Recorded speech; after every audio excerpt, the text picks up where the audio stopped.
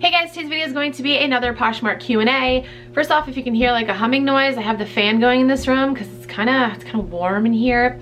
Also, if you hear like banging, today's day one of self-quarantine. School's canceled around here. My son is currently in gym class upstairs playing basketball. Okay, so Poshmark Q&A. So these first comments I wanted to address because I got 3 people that commented the same thing within like a short period of time, within like a couple days, and I wanted to address it. Literally just stopped watching your videos and unsubscribed to your channel because of your foul language.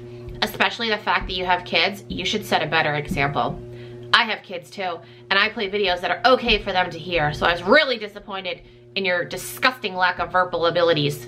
Get some class. Hold on, there's 2 more similar to that. I came across your videos, YR, and I know your YR gonna curse me for FIR. Just pointing this out because this person clearly can't spell. I know you're gonna curse me for saying this and I don't care, but like, Posh M is serious. I don't know what Posh M is. Drop the foul mouth. Yep. I know you'll curse me because that's what you do and I don't care. I'll just laugh. And this last one. Please, the language. Sometimes I am listening to y'all, sometimes with kids around, and the last video I viewed, the F word was all over the place. Hi, you guys are clearly new to my channel. My name is Vanessa. I am actually 35 years old. I'm actually a grown-ass adult, and I'm allowed to say naughty no-no words. I've been making videos for 12 years now. My channel has never been kid-friendly. I've always said naughty no-no words on this channel, and I'm not gonna stop. I say fuck. That has no indication of how I parent. First of all, you're just a piece of shit for bringing my children into this anyway. Like, that has nothing. Once somebody like tries to drag my parenting into something or like mentions my children, I just automatically, it's just like, no. You're a loser. Stop. So yeah, because of the fact that I say fuck, that has no indication on how I parent. It doesn't make me a bad person. It doesn't make me lack class. It doesn't mean that I lack verbal ability. It's not my responsibility to set a good example for your children. If you want to watch YouTube videos with your children running around in the background, don't watch my channel. I can say those naughty words because I'm an adult. If you don't like swearing, don't watch me. It's that simple, and you don't need to send me a comment and announce that you're leaving. I don't care. But I just want to reiterate the fact that I'm not a bad person because I swear. I could go on and on about this, but I won't. I just wanted to address those comments. So now let's move on to the stuff that really matters. Okay, first question. Can you talk about how to look up stock photos, style names, descriptions, and comps? I never have any luck finding this stuff. And then some person commented, same, I can never find items I'm looking up in a stock photo. Okay, so I don't always find stock photos for my items. The way that I look them up is if I know like the exact like style name of an item. Like for instance, this sweatshirt that I'm wearing right here, I got it at the thrift, and I don't know, I just really like the color and I think it's cute. It says Girls Club USA. I don't know, I think it's fitting because I've got 3 girls. I think there actually is a stock photo on this because I was gonna sell it and I looked it up. I'm pretty sure there is a stock photo on the Forever 21 website.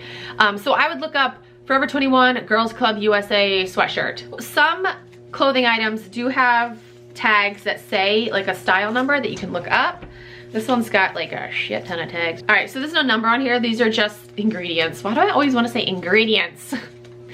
Material. This is just a list of the materials in the sweatshirt, and it's in like 1, 2, 3, 4 different languages. So to find a stock photo, try to be as descriptive as possible. If you don't know the exact like name of a shirt, I'm trying to like think of an example. So like, all right, hold on. So I have this Lululemon sweatshirt for sale. If I didn't know Lululemon, I would look up probably like Lululemon striped sweatshirt.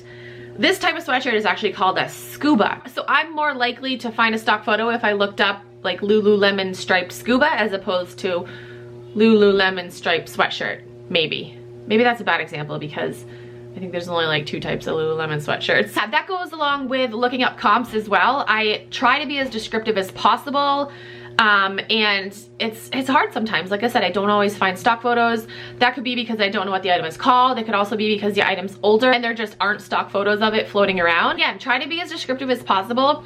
I have found, especially with Lululemon, Facebook groups are super helpful. There's a couple of Lululemon Facebook groups where you can post a picture of it if you don't know exactly what it's called. Like, you know, they have like 50 million different types of leggings. Post a picture of the leggings and most likely someone will be able to tell you what it is, and then you can look it up from there. There are also other groups that you can join, like just Poshmark in general groups, where you can post a picture of something if you don't know the name of it, if you don't know the brand. There are some brands that have like weird labels. You know, it doesn't necessarily say you know, the brand name on the label. It could just be like the first letter of it and you don't know. Posting a picture on a Facebook group is totally helpful. All right, next question. Thank you for answering my questions. Where do you get the plastic bags and what size? I don't see them on your Amazon store. You're welcome for answering your question. So if you guys didn't know, I have an Amazon like storefront where I have well, there's like different sections on there. The baby and toddler section where I have a bunch of my favorite baby and toddler products. I have a like beauty and fashion section. And then I also have a Poshmark section where I have pretty much all of my supplies that I use for Poshmark. This person is talking about the clear bags that I put my items in before I put them in a box or a poly mailer. I have them on my Amazon store. I like to use them because it just gives the item like extra protection. But yeah, I'll link that Amazon store down below if you guys want to check out the items that I use. Just a heads up, if you go to the store and you do click on my link and buy something, I do get a commission off that. So thank you. Okay, next question. May I ask how you edit your cover photo to get a white background? Thank you. So with my closet, I actually went through and my cover photo, I have like the item with just a plain white background. I don't know, I like the way it looks. It looks super clean. The app that I use is called Photo Room. It is so easy to use. You upload the picture and then tap a button and it whites out the background. It's so easy to use. The only downfall is that if you don't want a watermark on your photo, you do have to pay for it. I think it's like $10 a month. The flip side is that can be a write-off, a tax write-off, so that's good. But yeah, it's called Photo Room. Somebody actually commented and said that there's a way to get around that, and I don't remember exactly what they said, like to get around the watermark. I know it was like a couple of steps, and in my opinion, it's just easier to pay the $10, but I'll try to find that comment. And I'll put like more info down below. But yeah, the app's called Photo Room and it's great. I know there are like a ton of apps that white out the background, and I did try a couple of other ones, but Photo Room was just the easiest one to use. All right, next question. I sold an item and the tracking information said they could not verify the seller's address. I tried contacting the buyer and no response. I contacted Poshmark asking if I'd be penalized and they said no. It's literally been 3 weeks and it's sitting in a New York post office. Has something like this ever happened to you before? Yes.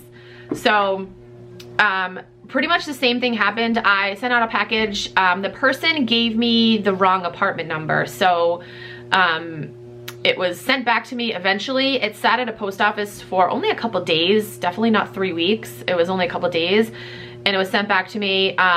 The buyer ended up contacting me saying, hey, I think I gave you the wrong apartment number. And they actually changed their address through Poshmark, and then I was able to print out a new label and resend the package. So yes, that did happen to me. The fact that yours has been sitting at the post office for 3 weeks is a little weird to me. You know, usually, like I said, it takes like a couple days for them to, you know, figure out what's going on. Have you tried calling the post office? That would be my next thing. I would probably look up the post office, like try to call the direct post office. Don't call the 1-800 number because you'll probably be on hold forever. Yeah, I would definitely try to look up the exact post office and call them and say, hey, you know, this is my package. You can get the tracking number. You can go like into your email and get the shipping label that way, or you can go into your Poshmark account and download the label again and get the tracking number off that and just give it to them and say, hey, what's going on? It has happened to me, but like I said, it was only a couple days. It wasn't 3 weeks. I would be annoyed if it was 3 weeks. That's a long time. Poshmark is probably like, there's nothing we can do because it's at the post office. That's what I would assume they would say to you. So try contacting the post office and see what they say. Last question, how do you find out if there is a Posh and Sip near me? Love your videos. Thank you for all the info. Thank you for watching, Tammy. I think I answered this in a recent video too, but I'll answer it again. So if you want to find out if there's a Posh and Sip near you, I will link the Poshmark website down below where you can go and check out all of the upcoming Posh and Sip. Mine is in May, God willing. This coronavirus is really messing a lot of things up. Where I live, they said that gatherings of 50 people or more should be canceled for the next 8 weeks. I think my Posh and Sip is in 7 weeks. I don't think I'm gonna have 50 people there though. But still, a little worried because, you know, it's not good times around here right now. But yeah, fingers crossed that I'm still having mine. If you're interested, I will have a link down below where you can purchase a ticket. Tickets are only $15. That gets you some yummy food, a raffle ticket to win cool prizes, and a Poshmark swag bag. If you do purchase a ticket and I do have to cancel it, I will refund you guys. Obviously, if you want more info, I'll have a link down below, but fingers crossed that it's still gonna happen. That is it for this video. I hope I answered your questions. If you have any more, you can comment down below, send me a DM on Instagram, or tweet me on Twitter. If you're new to Poshmark and you want to sign up, you can use my code KEEPINITRAD. You'll get a $10 credit, and I also get a $10 credit, so thank you. But yeah, that's it for this video. Thank you guys so much for watching. Stay healthy, wash your hands, stay inside, don't go out if you don't have to. Just use common sense, and we will get through this scary time. It actually is kind of scary. It's like a friggin' movie now, and I don't like it. That's it for this video. Thank you guys so much for watching. I'll talk to you guys in my next video. Bye.